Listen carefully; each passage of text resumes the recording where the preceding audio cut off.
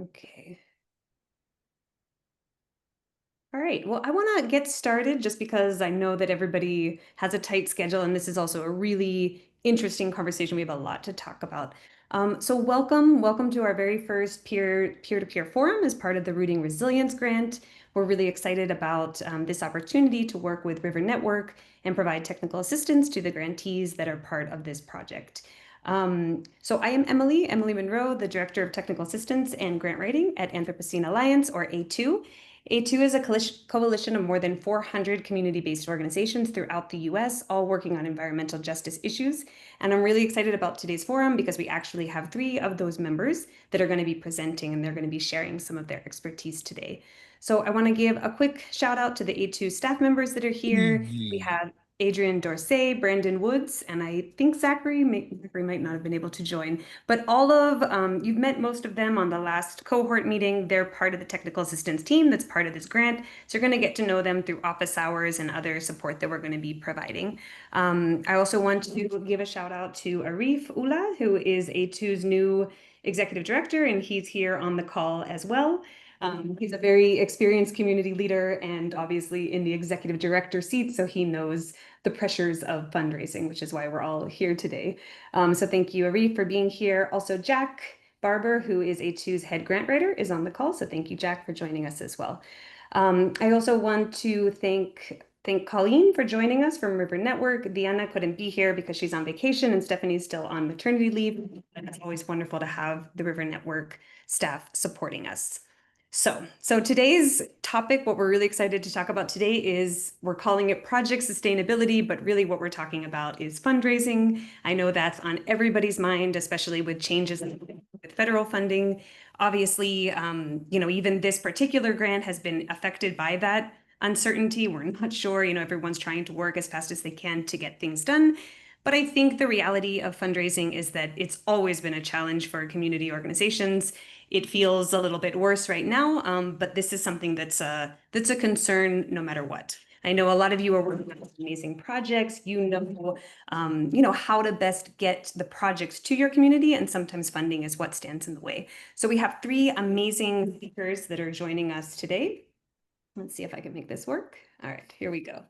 And like I said, I'm very excited because all 3 are founders and executive directors. They are all members of A2, and they each bring a different type of experience and expertise to the conversation. So what we're hoping today is to have an interactive discussion. I have a bunch of questions, but if you have questions, I want to make sure that you put them in the chat, that you ask as many questions as possible so we can make this an interactive discussion. We have an hour, and I know that fundraising is a very big topic, and so we want to cover as much as possible. So first, I would just like to introduce the panelists that we have here today. First, we have Diamond Spratling, who is the founder and executive director of Girl Plus Environment, a national organization dedicated to ensuring that Black and Brown women are leading on climate and environmental policies.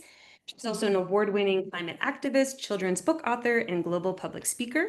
Diamond is a 2-time TEDx speaker, and her work has been featured in leading publications, including Essence magazine. So thank you so much, Diamond, for taking the time to join us today.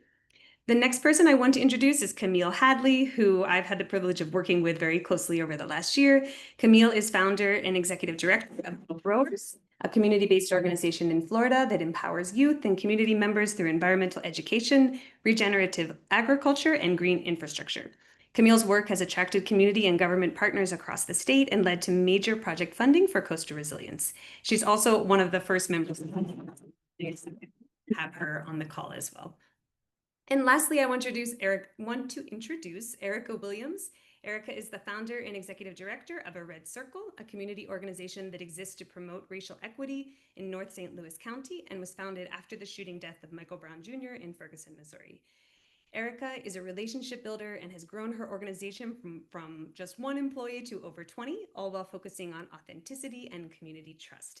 And Erica is joining us even though she's going through she has some other family activities, so we're going to try to do our best to ask some of Erica's questions up front. But thank you so much, Erica, for joining us and being here today. So as I said, what we want to do, I'm going to stop sharing my screen so that instead you can see the faces of the panelists that are going to be joining us. Sorry. Whoops. Sorry, just getting my screen out of the way. if I can. Okay. All right. Sorry about that. So we're just going to go ahead and get started with some introductions. If each of our panelists can introduce themselves and just give us a little bit of background of your own organization and what fundraising looks like at your organization, where are you getting your funding, kind of what's your main funding philosophy at your organization. And so we'll start with you, Erica. Yes, hi. I am grateful to be here today. As Emily said, we have family issues going on. I actually just left a funeral and about to head into the repast. But I did not want to miss this opportunity to speak with you all because we know that funding is a challenge anyway in normal times, especially for Black and Brown led organizations. But within these times right now, it's really challenging. And so for us, we try to keep our funding mixed, a mixed revenue stream of whether it's grants, um, we sometimes sell products.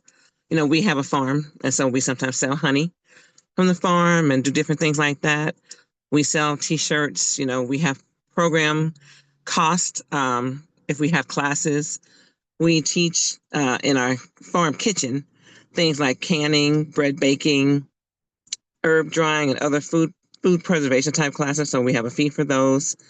And so, you know, it's always about fundraising, but also meeting the community. And sometimes we've learned that people in the community like having to pay because it gives them buy-in. It gives them a piece of the pie, if you will.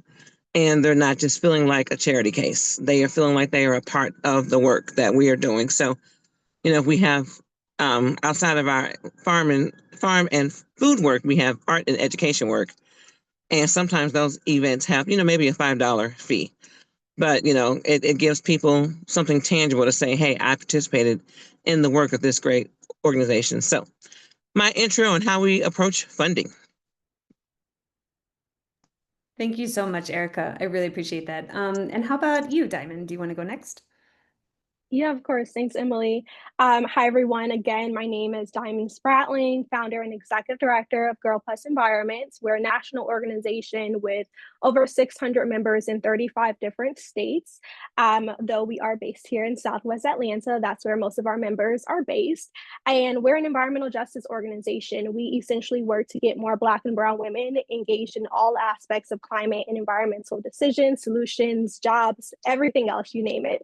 And so we've been around for 6.5 years. And so our fundraising has looked very different, honestly. Every single year, I feel like we're now at a point where we're not so much in the startup phase, but we're also not a 10-year organization just yet. We're kind of in a space where we're finally able to scale up and have a staff, have full-time staff. And so a bulk of our fundraising has really been through grant writing. We write a ton of grants. That is largely my role. I'm the grant writer of the organization as well. And so doing tons of that, like many other organizations, we get corporate and foundation grants, grants from other nonprofits. We get, of course, donations and fees from our board, who pays a board fee every single year.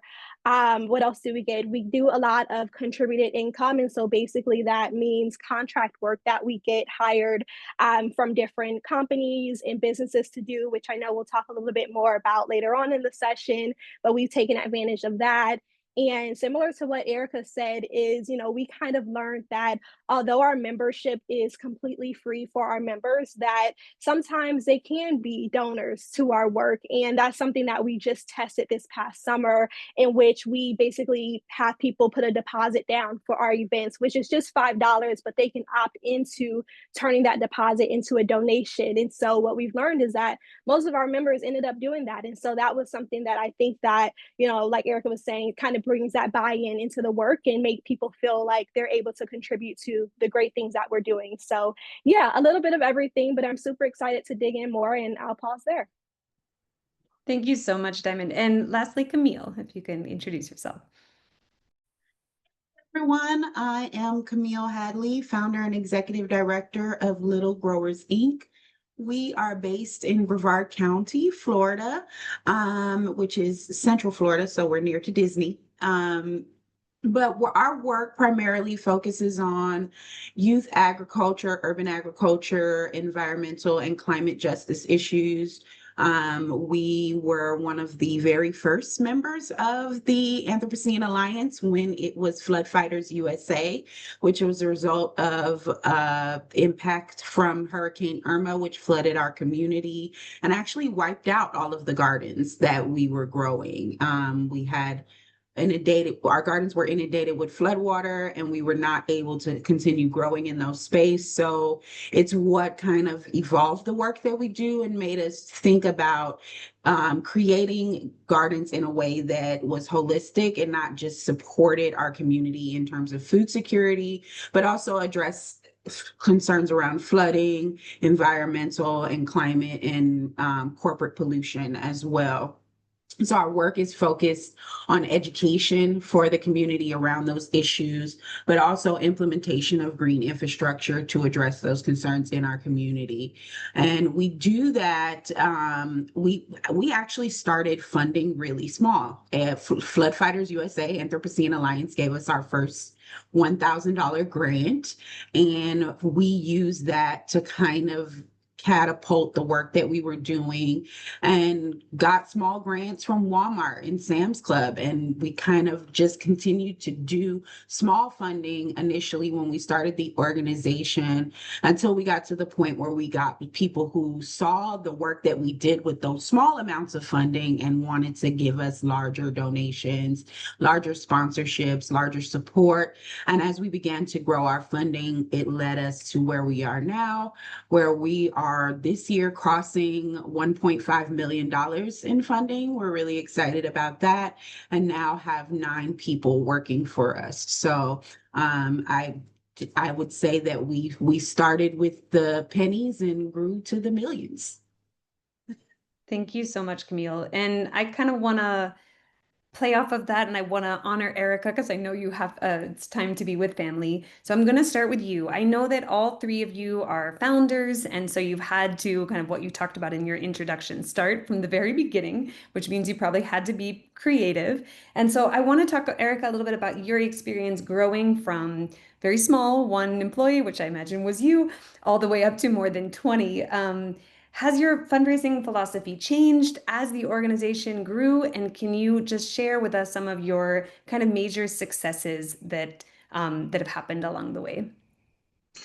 Yeah, so our fundraising philosophy hasn't changed, but what I will stress, what helps with fundraising is not just about the ask, but it's about doing all the things behind the scenes so that when you make the ask, you have already made your case, meaning having very strong financials. We started like me, and our first year, I promise you, we raised $15,000. But you would think we had a whole financial suite in the background because we had QuickBooks and all the things. So that way, when we got to that, million plus, like Diamond mentioned a few minutes ago, the processes were already in place. Strong data.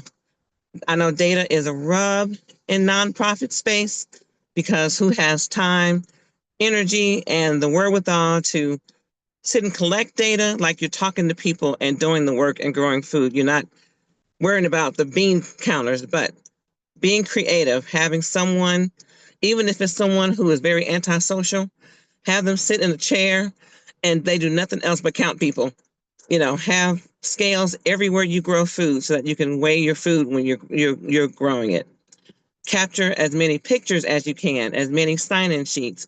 So that way when you're making the ask, you can already be like, here, I got these financials, I got this data, I'm showing you what I did with this money that you already gave me. You can trust me with this. So that way it really helps when you're trying to grow, because it's kind of like a scripture. When he makes you a ruler over a little, then you can be a ruler over a lot. I think that's wonderful. No, I think you bring up a very good point, and I hadn't thought about the data as very important to making sure that you are knowing who your funders are and how much they're giving, and so you can keep that longevity and that sustainability. And so, Erica, tell me a little bit more. I know that your organization is very community based. You're very connected into your community, so I imagine that partnerships have been very important. Can you tell me about how you've gone about creating partnerships with important decision makers and community and potential funders in the community. What's your strategy around partnership building and maintaining those relationships? Yeah, super great question. So when I started out, my plan was never to make a red circle the quote unquote Erica show, but to elevate people in my community who have been wanting to do things but did not have the opportunity to do them. And so we made sure that we aligned with groups who were not necessarily smaller, but maybe who, were leaders in their homes or leaders in their neighborhoods who wanted to scale up. And then we also worked with early on schools, universities, churches, finding groups that had resources that we did not have so that we could actually get the work done. And what that's helped us to be able to do is elevate people and, take them from doing this kind of work on the side to actually getting paid to do this kind of work themselves in their own orgs and, um, making our collaborations very organic, if you will. It's not just about the group who's doing the similar work to you, but work that can complement your work. One example of that is there's this farmer. He's in the area and he grows a ton of food, but he didn't have the strongest distribution set up. And so instead of him trying to grow food, go to this event, go to this event, we said, when we have events, we'll distribute the food. You grow the food. We'll do some joint funding together. That way you can get paid to grow food. And, just working on those types of angles. We have groups that are really strong in climate change, the environment, teaching. We don't do that, but we grow food. And we grow food in a sustainable manner. So they can come where our farm is and then take the lessons from our farmers and take it back to their groups so then they can scale up with their teaching. So we don't necessarily have to do all the things, but we have to make sure that we're aligning with people that we can all complement each other. And don't be afraid to share knowledge. Don't be afraid to share tools and tips. Don't be a gatekeeper of resources and collaborations. And when you see grants that are out there that you may not qualify for, share them with your friends, share them with your colleagues, and then they'll do the same thing for you. You don't have to go after every grant and become a mission creeper, but go after the money that actually aligns with your work. Don't make your work align with the money. I think that's so important. And I know just to honor your time, I just want to ask you one more question that we're going to ask everyone. But I think a lot of people that are on this call are a little bit nervous about potentially losing the funding for this particular project. What would be your advice for those who, have a grant project? Funding is a little bit, precarious right now. What would be your major advice of something they could do right now? Yeah, my major advice is tell the truth and shame the devil. Um, don't be afraid to share with people, whether it's on social medias, email, your board, your newsletter folks, people that you're talking to just in the work. This is work that you're doing and you're concerned that's going to happen. You never know who has funding, who has resources, who has connections. And if you speak authentically about what is happening, they will make sure that the work continues to happen. It may be more creatively, it might even be in a smaller scale than you imagined at the beginning, but the work will still continue if you don't go at this alone. Thank you so much, Erica. That was beautiful. So I'm gonna keep, I mean, you're obviously welcome to stay, but if it's time to go eat, thank you again so much for joining us. And I'm very sorry for your loss. Thank you all so much. If anyone wants to reach out, just go to aredcircle.org. Thank you so much, Erica. I appreciate it. So let's sort of stay on what Erica was mentioning about the authentic communication. I kind of want to circle back to that. And I want to bring you, Diamond, into the conversation a little bit. We talked a lot about the importance of storytelling, and you were talking about how that's really key for your fundraising. So my question for you would be, how does storytelling connect to fundraising, and how can CBOs find platforms to effectively share their stories? Yeah, of course. So, our organization is all about storytelling, communications, a lot of digital communications, branding. If you go to our website, our socials probably doesn't even look like an environmental justice organization. Typical, we're trying to bring in young Black and brown women to get into a space that we normally have been pushed out of. So I think one, from a community standpoint, it's been really important to get members to really see themselves in this work and see the demand that we actually have for the work and be able to advocate for that demand when we're talking to partners and funders. And I think storytelling from a funding standpoint has really helped us as well, especially as being the founder and executive director. People want to hear from me. They want to hear my story. How did I build this organization back 6.5 years ago at the age of 22? How did I get here, and why and how are we still here 6.5 years later? And so I think that that piece has been very important for our organization. For example, I had a chance to go to the United Nations Conference of the Parties COP a few years ago back in Sharm el Sheikh, Egypt, and I was asked to tell my story on stage, and I told my story. And then after that talk, the World Wildlife Foundation came up to me and said, "Hey, we want to give you funding." And they had been funding our organization since. And so being able to be vulnerable and tell your story, but also know how to tell your story to different audiences is so important. And I think that that's something that I've had to really learn is how do I not only share my story of self, but also my story of us and what those shared values are between myself and also the funders. And then also that story of now of what is the urgency behind this work? Because as everyone knows, as you alluded to, Emily, there's so much going on right now in the world. There's so many funding priorities. What's not a priority at this point? And so I've really had to use storytelling to be able to make that connection and that bridge. And we use social media a lot for telling that story. We're also wrapping up our end of year impact report. And so our team is going to be at New York Climate Week in a couple of weeks, handing out poker chips, talking about an organization, saying this is how you can get engaged with Girl Plus Environment. This is how you can learn about the work that we're doing. Scan the QR code, all the things. And so I think being intentional and also being just a little bit creative about your story too, I think is really important in that process. Thank you so much. I think there are a ton of great ideas in there. And there is just a shout out that River Network does have another partner that's going to be joining us and is going to be giving us a little bit more in-depth presentations about communication and how to craft our message and get it out there, kind of alluding to a lot of the things that Diamond is talking about. So hopefully we can all benefit from that as well. We also have Zachary on the call, who is going to be available for office hours, communications office hours. And so some of these ideas we can also discuss with him, and he can share some of his expertise. So Camille, I want to come over to you, and I want to switch to one of the things that I feel is one of your greatest strengths is building partnerships. Camille makes friends with everyone, no matter where she goes, and that has helped her to build to the level that she is right now with Little Growers. So Camille, can you talk to us a little bit about how you've gone about identifying potential partners, making those partnerships, and keeping them going? I would tell people all the time that I don't even know how I ended up in the climate and agricultural sector doing nonprofit work because I actually went to school for marketing. So it always just seemed like making friends was the ideal job for me.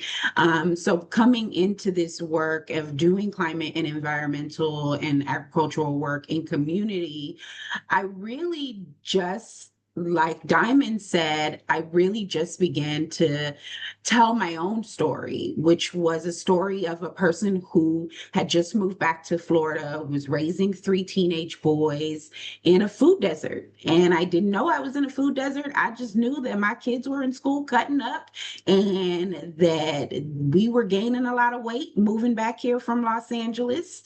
So we decided we wanted to eat healthier. And as we began to grow food for our own home, we saw that there were interest from other kids in the community, other people in the community. And that story led to me not only making friends in the community and meeting people in the community who were interested in growing this work with me, but also led me to opportunities to connect with local parks where we planted our first community gardens and low-income housing apartments where we planted additional community gardens. And then we started learning about flooding and environmental toxins. So we partnered with some universities and national organizations like Anthropocene Alliance. And it really just all happened in divine order. Like I always say, God just started sending people my way, and all things just showed up and started working together. But I think that what has been so impactful about building these friendships and being able to tell my story to the right partners is knowing also what I needed to grow this work, knowing what my end goals were and what we were trying to accomplish within community. And the way that I found that out was actually just spending time listening to community, not going in telling them what I knew, not going in offering solutions right off the bat, but sitting and listening to what conversations were they already having around climate, environment, food security. And once I learned those things, then I was able to say, okay, these are the people who I need to touch hands with to fix this here. And I need to do it with community and not with my own vision of how this needs to look. And that's kind of what grew all of these partnerships. The people outside of our community began to see how well community worked with me and how they trusted me and they wanted to be a part of that. So That's good. I think that's great. Thank you so much, Camille. And so kind of keeping along the lines of talking about partnerships, Diamond, you mentioned it in your introduction that you've gotten a little bit creative and have started to think outside of the box, and you've developed partnerships with companies to do community engagement work. And that's been sort of a source of revenue that's in addition to your regular fundraising efforts. So can you talk us through how that got started and what those partnerships are like? Yeah, of course. So this actually got started because of my own background, just in community, meaningful community engagement. I used to work at Bloomberg Associates, which is Michael Bloomberg's pro bono consulting program, and basically led community engagement efforts for tons of community-based organizations, tons of city governments on different levels. And just through my public health backgrounds, being public health practitioner, um, community engagement is all over my work. That's my thing. I love it and it's needed. And so as an environmental justice organization, that is community engagement, trying to engage our members and get them to take ownership of the work that is impacting them so much. And so I was thinking about, how can I bring my own personal expertise, just because I used to do I was doing a bunch of consulting before Girl Plus Environment got to a place to be able to pay me. And so that was like my side thing. And so it was like, okay, well, let me bring this over to the organization so that we can make the funding to do that too. And so essentially it came from people knowing, recognizing my own work within community engagement, and basically inviting us to be able to do this work as well. And so I think one of our very first projects was probably with SoCal Gas a few years ago, to help them with their community engagement, because they're putting together a climate plan that they needed tons of help to make sure that they were actually doing what they needed to do, in a very equitable way. And so we really helped to support them.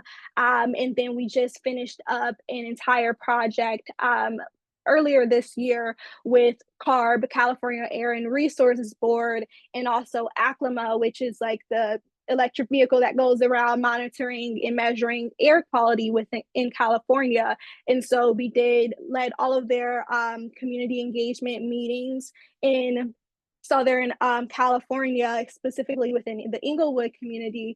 But what was really important to us, and I think the reason why we're able to do such a great job, is one, of course, because we know we are a part of the community. It's easier for us to be a part of being community with other individuals, because that's what we do every day anyway. We already have built that trust and have that relationship, and we do it in a very unconventional way as well. Normally there are public input meetings or things like that. We're like, hey, let's have a party. Come join us for a party. We're going to have the best time, and people show up and we have a great time. And so that's an area that we've been able to tap into over the past couple of years. And we are now trying to build up our capacity to do it even more, because we've seen that that is a potential revenue stream to really help us, and for us to also in return help our communities. I'll pause there. That's great, Diamond. And we'll come back to that a little bit about thinking of how to diversify that revenue stream. I have a couple more questions, but I do want to just call out that if any of you are starting to have questions for our speakers or just general questions, you can feel free to put them in the chat, and then we'll start kind of the second half of the meeting. We'll start going through those questions. And obviously, if you want to raise your hand or there's anything, you can definitely interrupt. So Camille, I want to switch back to you. You've recently received some large grants to scale your work, and I know that happened it felt like you were trying for a very long time, and then all of a sudden the dominoes started falling into place. And so, can you tell me a little bit about what you're thinking in terms of, making the change from a very small organization to an organization now with more staff and some of that funding being partly federal? What's on your mind? What kind of strategies are you having in place just in case any of that funding is paused? I think one of the things that is at the forefront, well, one of the things that was at the forefront of my mind when I actually received the funding was that I needed to hire somebody that was going to figure out what our next move is, because we're not going to be able to live off of this funding forever. But we want to continue to grow our work in a sustainable way. So again, serendipitous, God just sent the right person in my path, and a young lady reached out to me interested in the work that I was doing. And I got on a Zoom call with her, and I found out that she had a background working with the city and in sustainability, and just it was amazing. So I hired her to be our sustainability director, and she actually and I was the opposite of our I believe the first lady's name, I can't remember, I'm sorry, but I was the opposite of her. I did not record everything well. I was fly by the seat of my pants, just out here doing the work every day with my feet in the mud, trying to get it done and hoping that God continued to provide the resources that I needed to push it forward. And all of my ideas were in my head, and I would go out and tell my story to people and tell them my vision and my dream. And I would just tell my friends that were coming along with me to help me, I wish people could see what was in my head. And then comes along my sustainability director, who took everything that was in my head and put it all on paper and made it marketable and sellable, and thought about, this is how much it costs to run each one of these programs. And it turns out that I actually knew all of those things, but because I was so in the culture and the habit of just pushing the work forward so that we can continue to do good for community, I didn't even recognize that I knew how much each program costs and how much I was spending on each thing and how much funding I needed to raise. So it helped that the first thing I did was hire somebody to help me articulate all of that so that everyone else could know.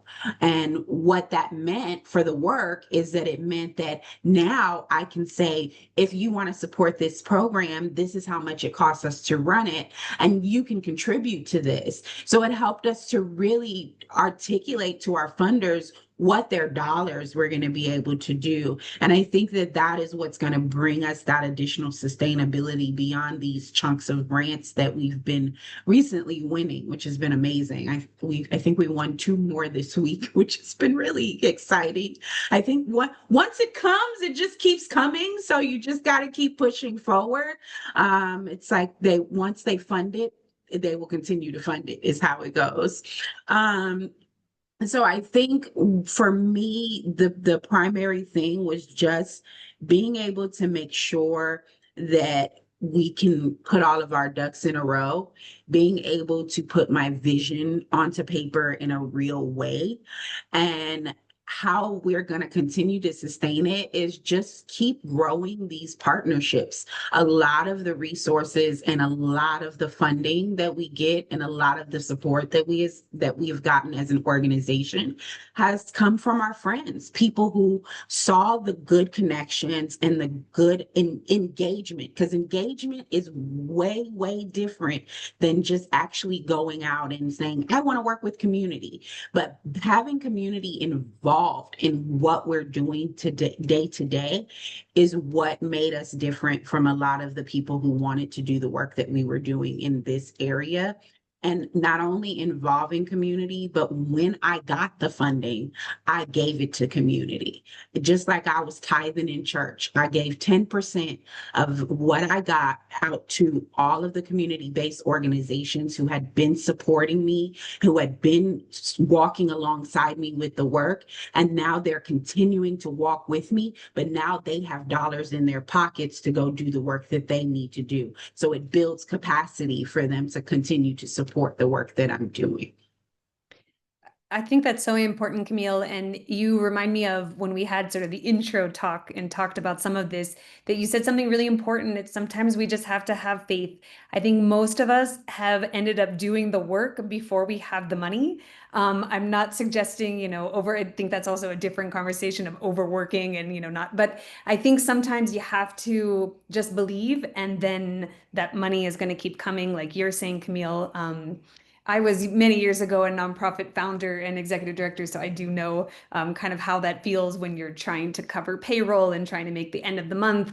And sometimes you have to just hope that the money is going to fall from somewhere. But I think it comes down from a lot of this engagement that you're talking about. And so what you're talking about, Camille, I want to shift back to something that Diamond said in our first conversation when you talked about kind of that every opportunity or kind of a lot of interactions that you're having, everything is really a fundraising opportunity. And so can you talk to me a little bit more about what you meant? Yeah, of course. So I think a lot of that kind of dwindles down to having to have a mindset of a business leader, a like I always tell people, yes, I started a nonprofit because I'm passionate about environmental justice. I live it, I breathe it every day. But the reason why we are still here isn't it is a little bit because of my passion still, of course, that I'm still here, but it's because I've learned how to run a business and I know that it's important to keep the lights on in order for me to pour into community. And so I've had to turn my business hat on over these last couple years, even though I didn't go to school for business or anything like that, but I feel like I have at this point. And the way that I've had to shift my mindset is I had to understand that I am the face of the organization and I do have to be any and everywhere in every opportunity could be an opportunity. You just don't know. And so for a very long time, I was kind of, I guess, like a yes woman of, do you want to come talk? Do you want to do this? Can you come to this event? Yes, yes, yes, I will. And I will be there next week as well. So I had to get that exposure for the organization, especially because we were still very new, still very small, and all of that. And so I had to get the exposure so that people can know what we're doing and know that this is something that you should be funding. And so I do treat almost every single interaction as a fundraising opportunity, and that is regardless of if I'm shaking hands with someone who is a funder or someone who's a part of our community or someone that I just randomly met on the street, because I don't know who that person knows. I don't know what that connection may be. And so it's important for me to make sure I'm always doing that and putting myself out there, even with like talks. I mean, my role has transformed from executive director to now I'm a global speaker because I'm giving so many talks everywhere about the work that we're doing. And that a lot of times for me has transcended into funding, fundraising for our organization. People say, wow, I heard your story. I'm bought into your work. How can I support you? What can I do right now today? And that has been so helpful for us because when you don't have when I haven't had those opportunities, or if I'm more so in the background or in the back of the scenes, then people don't always get to hear that story. And so I've been very intentional, especially even that part that's so hard of the acts, right? Everyone is good talking about things until it gets down to the acts. And I think it's very difficult sometimes, but I've had to really prepare myself, because when someone asks, how can they support you? How can they help you? Where can they donate? All the things.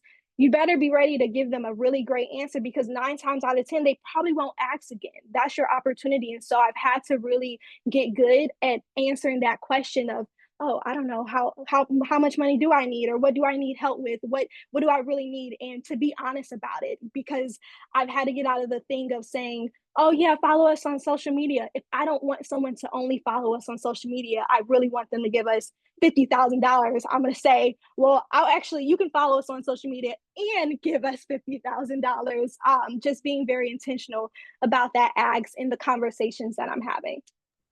I'll pause there. I think that's so helpful, Diamond. And I kind of hear from both of you and from Erica too, just sort of fundraising isn't this thing that's happening separately, right? It's part of the work you're doing. It's integrated. It's the storytelling. It's the relationships, and then the money is gonna flow.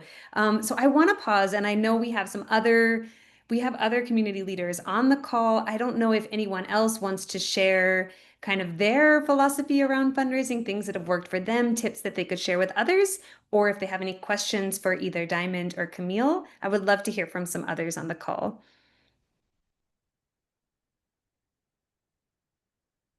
Also, A2 staff or River Network staff, if anyone has questions.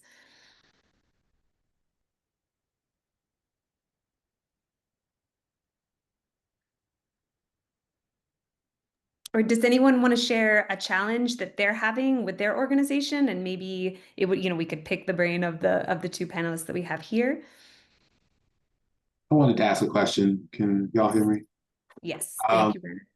So, how have you all been able to manage your story, your elevator pitch, as you have advanced in the work? I imagine the work has changed. It's gotten deeper. You found that I don't want to do some of this, or I do want to do some of this. So, how have you managed that conversation? And then, kind of going forward, how have you planned for it with your funding plans?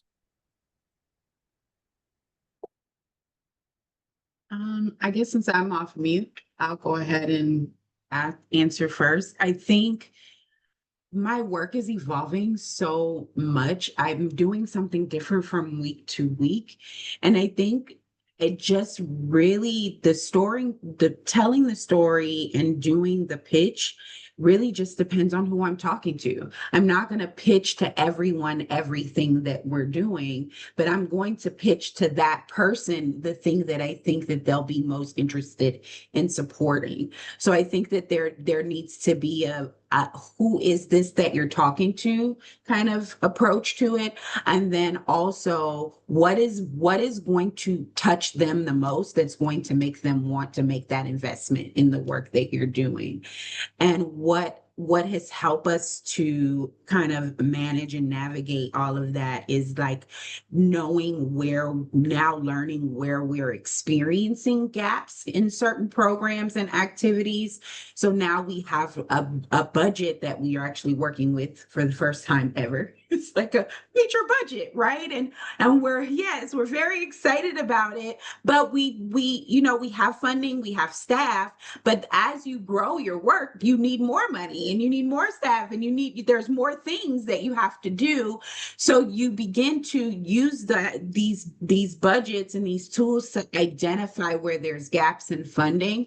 And that's when you really want to start speaking to those gaps, right? You really want to be intentional, like Diamond said, about asking for the money that you need for the programs that you need it for. Yeah, I think you nailed that response, Camille. I definitely agree. I think echoing knowing your audience, my pitch it looks different every single day. It depends on who I'm talking to. But you know, of course, we don't always get the luxury of knowing who we are going to go into the room with. So what I try to do is just, I usually stick to our three things. We have three different pillars, and that is it. And I think that it took a lot of maturity for us over the years to get to that point. Because I think, like other nonprofits, when you're first starting, we do a little bit of this, we're doing a little of that, we're doing hikes, all this stuff. We had to cut that out and say, these are the three things that we do. This is how you can help us. And I think that that also helps with capacity. Like, we're still a small team. Everyone is not full time. There's only 5 of us, and we can't do everything. And so, what was even advised, like from our board, is that we haven't even so much lately been, I guess, pitching for program specific, because luckily our programs have been funded more, because funders want to fund programs, of course, more than they want to fund general operating. But what I've had to just do is say, we don't need funding for the programs. We need you to fund our staff so they can do the programs. And that's the bottom line. We need general operating support, invest in the organization as a whole. You don't, not specific programs. And so I've had to be just blunt about that, but I think it has been very helpful. I mean, we just last year, or maybe 2 years ago, got our first general operating support grant from the Hive Fund, who's incredible. And that came at a time where I was about to go apply for full-time jobs because I didn't know if GPE would still exist. And so I think everything comes at great timing, especially when you can handle it, when your organization is ready, you're going to get those things because you have built yourself up to be able to receive it and to know what to do with those funds. And so our storytelling has looked different. And I also think it's important to invest in the organization as a whole. Hopefully that answered your question. Thank you so much. Patricia, I think, had a question. I might be saying your name incorrectly. That's okay. Very, very close. Patricia. Yeah, I had a question. I just wanted to give props to the answer that I heard about telling the truth and shaming the devil. I thought that was a very poignant way to address what's happening right now. It's just the transparency and authenticity of what we're all facing. But the thing I just heard is, here's what you do, here's what we do, here's how you can help us. We're trying to right now harness non-monetary donations, like electric vehicle cargo van or a community garden, and giving people an opportunity to invest in these specific things. But we're having a 50th anniversary gala, and there's such smart people on this call. I was wondering if there's any tips or tricks that have worked with you for engagement, for sustaining donorship from an event, a fundraiser, that have had lasting impressions or lasting monetary value going forward, how to pivot that event into more sustaining donorships.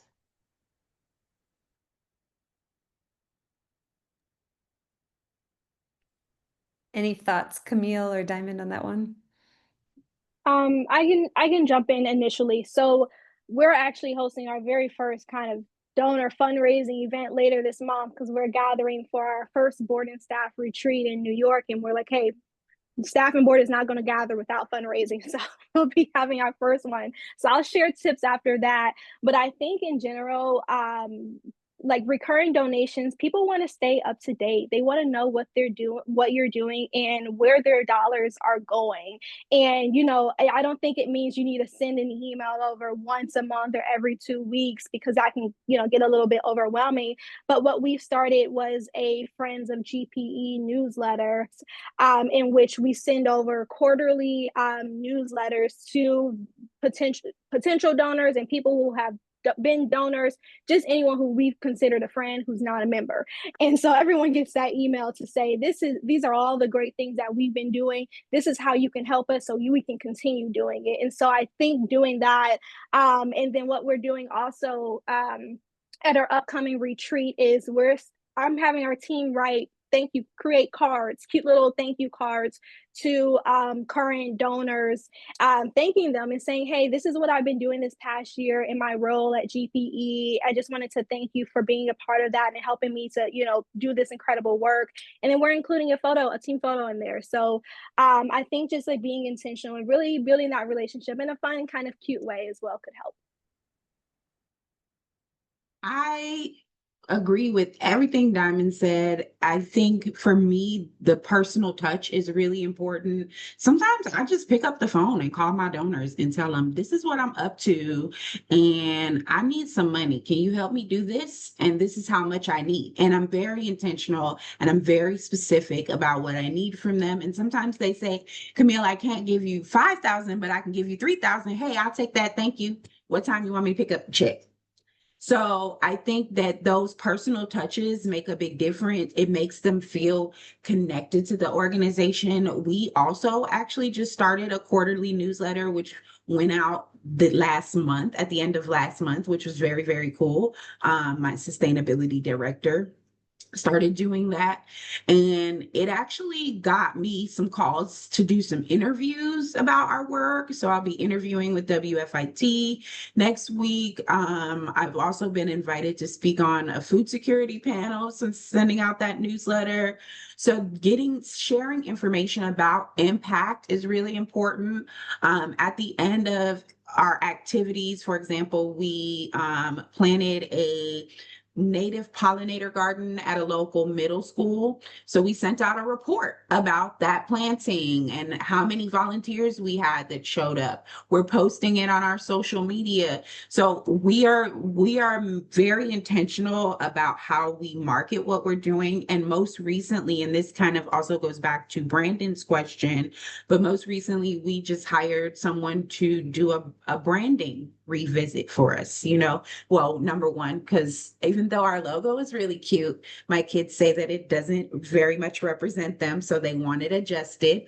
So we are going to be getting a new logo, and we are going to have a whole brand kit design so that our brand speaks across our entire organization. Our board is saying the same thing, and that's important too. You want to have consistency in how you share who you are. So we're really excited about what's happening with the rebrand. And we actually had that written into our NIFWIF grant that we received. So that's been an amazing opportunity for us to put that extra personal touch and make sure that it's a consistent across the organization.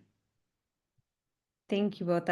I mean, I think I definitely agree that people love to be included in something. So something having those monthly givers or recurring givers, people love thinking that even if it's just a little bit different, the engagement that they're getting, people love that, feeling that connection. They've actually done studies on it too. If you ask people, they say that they don't like to receive anything in exchange for their donations, but then they've done studies on it that people actually do. And so people like to see their names on things. People love swag. They won't say they do, but they actually respond well to it. So those things are always great at galas or events like that. We have just a few more minutes. Does anyone have any last questions?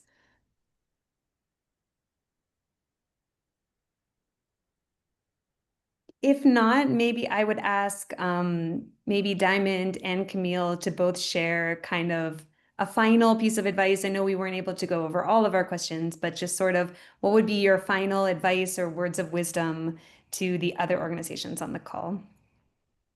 Yeah, I can jump in. And actually, I was going to say, once you, Camille, brought up the branding, just emphasizing how important it is. So, most people don't know, but we used to be under the name of Millennials for Environmental Justice when I first started the org in 2019.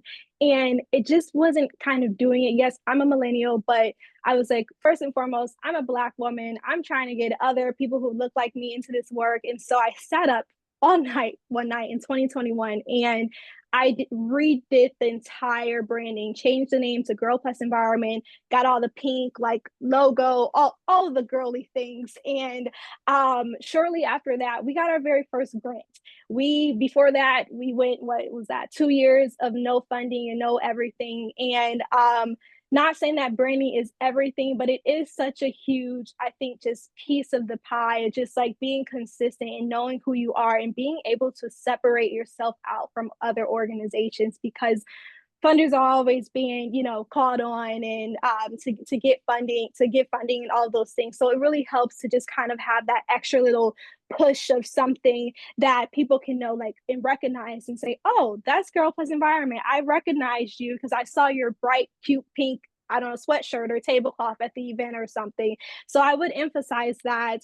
And then one thing we didn't talk too much about is sponsorships from corporate sponsors. That's another space that we've tapped into significantly over the past 2 years through our programs.